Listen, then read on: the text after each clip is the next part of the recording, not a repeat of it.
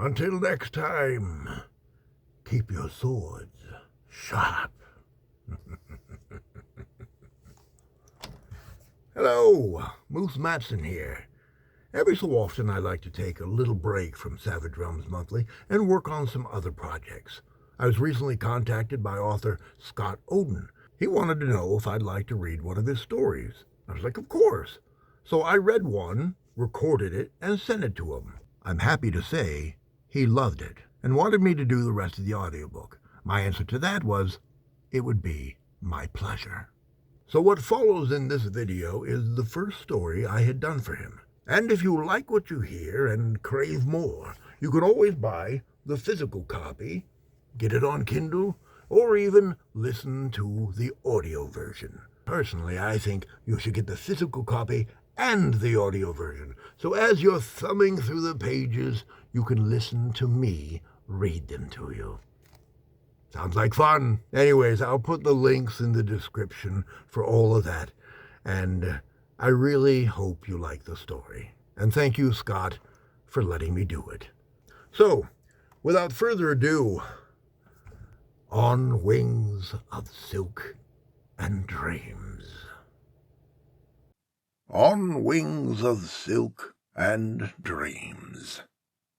The greenhouse stood like a palace of light at the garden's edge, its glass panes catching sunrise and transforming it into 1,000 rainbows.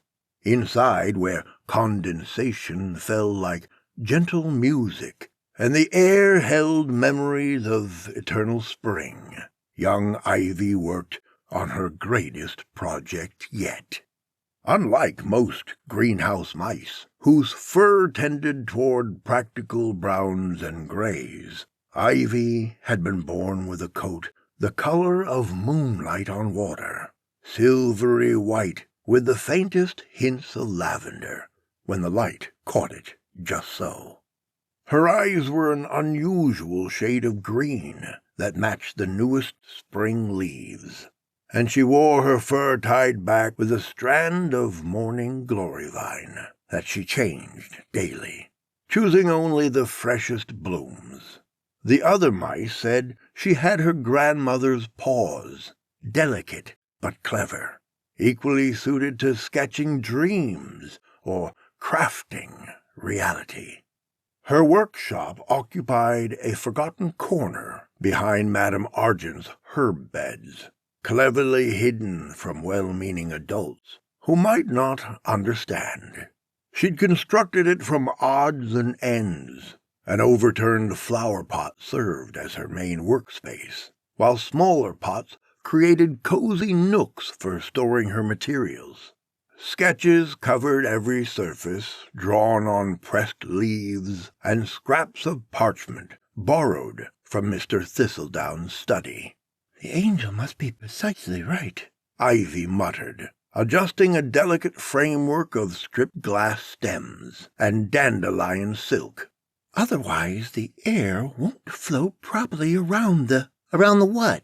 came a curious voice from above. Ivy looked up to find Timothy perched on the rim of her flower pot, his fur silvered from his studies with the spiders. Since returning from the undergarden, he'd developed an uncanny ability to move silently through shadows. "Timothy!" She hastily tried to cover her work with a grape leaf, but it was too late. His eyes had already widened with recognition. "Are those wings?" Ivy's whiskers drooped. "You probably think it's silly." "Silly?" Timothy dropped down into her workshop, moving carefully around her organized chaos of materials. "Ivy, these are extraordinary. Look at how you've calculated the lift ratios." He studied one of her sketches, where she'd mapped air currents, using pressed flower petals to show different wind patterns. "This is almost exactly how spider silk behaves in Morning Breeze." Ivy brightened. "Really? I've been studying the way seeds float on thermal updrafts, you see, and how morning glory vines seem to know exactly where to send the tendrils." She pulled out her notebook, a gift from Miss Hazel, bound in faded violet petals. "But I can't quite figure out how to make the wings strong enough while keeping them light." Timothy circled her prototype thoughtfully. The framework gleamed in the filtered sunlight. Dandelion silk stretched between carefully shaped grass stem ribs. "Have you considered using spider silk? The night spinners weave a particularly strong variety." "Oh, would they share some?" Ivy bounced with excitement, then caught herself. "But everyone says I should focus on more practical things. Mother wants me to study herbcraft with Madame Rosemary, and Father thinks I should apprentice to the greenhouse keepers." "Practical things." Timothy's whiskers twitched with amusement. "Like writing poetry with shadows, or catching memories in jars, or perhaps—" He gestured around them at the greenhouse itself, where impossible flowers bloomed in eternal spring. "like building a palace of glass, where seasons themselves can be tamed." Ivy had never thought of it that way. She looked around her workshop with new eyes, seeing not just scattered materials, but possibilities taking shape. The morning light streaming through the glass ceiling caught in her prototype silk webbing, creating patterns that looked almost like— "Oh!" she squeaked suddenly. "That's it! It's not about fighting the air. It's about working with it, like how the greenhouse works with light." She began sketching frantically. "If I layer the silk just so, and angle the supporting struts like morning glory vines reaching for sun—" Timothy watched her work with a knowing smile. He recognized the look in her eyes, the same one he'd had when first discovering shadow poetry. "You know," he said casually, "the spiders have been looking for an excuse to visit the greenhouse. Something about studying how condensation affects web geometry. Perhaps they'd be interested in a collaboration." And so began what the greenhouse mice would later call the Great Flying Experiment, though at first it was more of a well-kept secret.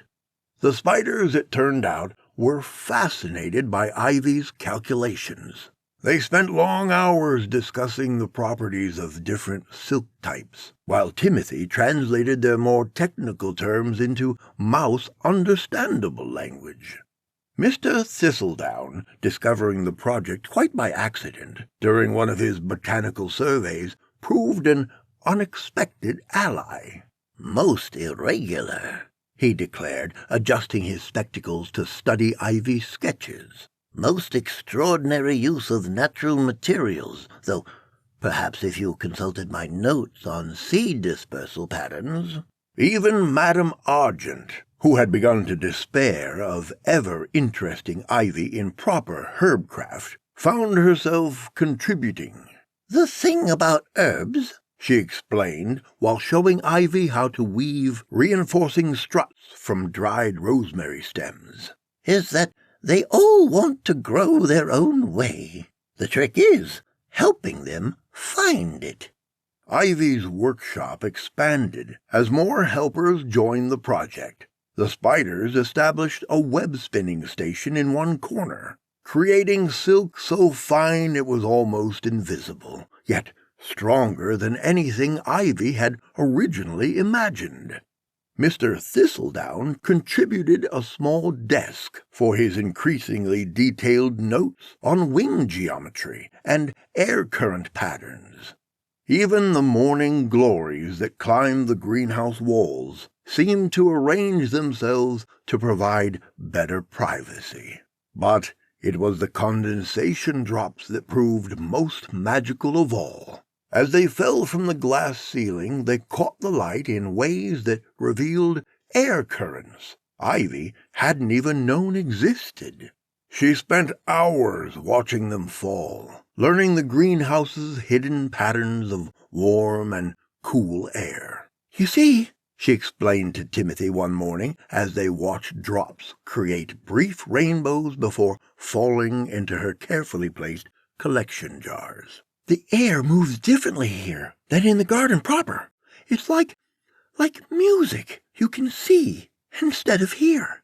Timothy nodded, remembering his own discoveries about shadow and light. "The spiders say something similar about how morning light affects their webs. It's all connected somehow. The light, the air, the way things want to move." The wings took shape slowly, evolving through countless prototypes and adjustments. Each failure taught them something new. How morning air moved differently than afternoon. How certain silks caught light in ways that affected their strength. How even the smallest change in angle could make the difference between lift and drag. Finally, on a morning when the light streamed through the greenhouse in that particular way that made everything seem possible, Ivy knew they were ready. The launching platform had been carefully constructed atop Madame Argent's herb shelf, high enough to catch the morning thermals, but not so high as to be dangerous. The wings themselves were things of beauty, layer upon layer of specially treated spider silk, stretched between framework of lightweight but strong herb stems, with tiny adjustable flaps that could catch or release air as needed. "Remember," Timothy said, as he helped her strap them on, "pull this cord to adjust the angle, and this one to fold them if you need to land quickly." His voice held equal parts excitement and concern. "And don't go too high at first.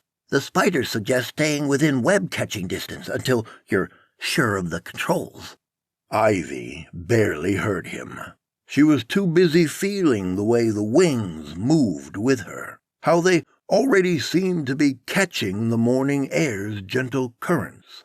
They felt like they were alive, like they'd been waiting all along to help a small mouse touch the sky. The first attempt was brief, just a gentle hop that turned into a glide, carrying her to the next shelf over. But oh, that moment of floating, like being cradled in light itself, supported by nothing but air and dreams. The second flight went further, helped by a thermal that rose from Madame Argent's warm herb beds. Ivy learned to angle her wings just so, letting the air guide her in a graceful arc that ended in a slightly stumbling landing on a convenient windowsill. By the third flight, she had begun to understand what the morning glories had been trying to tell her all along, about trust and timing, about working with the air instead of fighting it. She soared between the herb shelves, her shadow dancing across neat rows of thyme and sage like a butterfly's might. That's when she saw them, her parents watching from below, with expressions she couldn't quite read. She nearly panicked, but years of studying air currents had taught her that panic and flight mixed poorly. Instead, she executed a careful turn, spiraling down to land before them. "I can explain," she began, but her father lifted a paw to stop her. "No need," he said softly. "We've been watching, you see, not just today, but all along." He touched one of her wings with gentle wonder. "I thought you were neglecting your studies, but you were learning things we never thought to teach." Her mother's eyes shone with what might have been tears, or perhaps just reflected morning light. "The greenhouse keepers don't just tend plants, you know. They tend dreams, too. And sometimes," she smiled, "sometimes those dreams have wings." And so, if you visit the greenhouse on very still mornings, when the light streams through the glass just so, and the condensation falls like gentle music, you might see something extraordinary. A small mouse with beautiful wings, soaring between herb beds and flower boxes, her shadow dancing across the ordered rows below.